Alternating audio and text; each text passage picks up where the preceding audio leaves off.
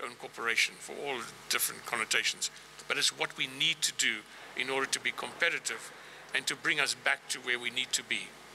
As competition in the African skies continues to intensify, the raft of reforms may just help KQ glide back into safe mode, even as operating costs still remain high.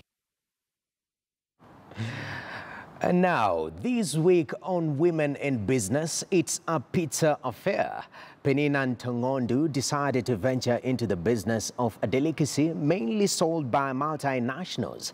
And that is how Queen's Pizza was backed. KTN's Julie Wambui tells us more.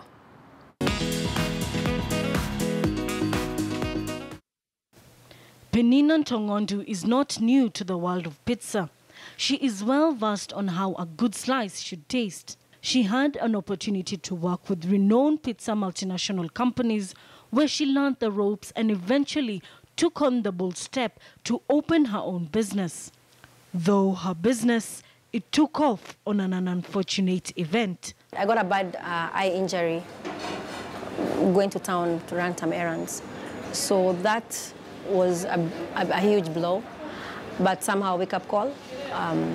Because I had learned so much, I always wanted to have a business, but there's that fear of getting started. So with the injury, going to work daily was a problem. With the pain, maybe your boss will not allow you time to heal. Each journey has a silver lining to it.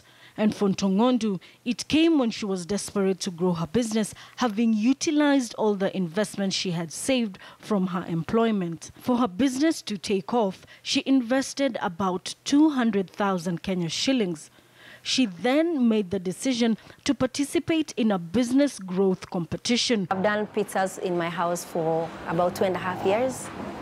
And then last year in June, that's now when I got an investor. I got Christian Anu from KCB Lionsden. And that's how now this dream of my restaurant was born. The investment she secured came along with not only financial support, but an advisory aspect. Getting capital and not getting advice, then you're going to blow off the money. If someone just hands you the money, the 3.5, you'll start bawling if you don't know where you're heading. But having someone to hold your hand and guide you through it. The future is bright, with other branches set to be in the pipeline.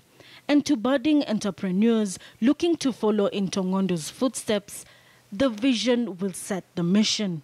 With the goals I have ahead, I have so much that I want to achieve. So that's what wakes me up in the morning, and also getting that woman out there and that entrepreneur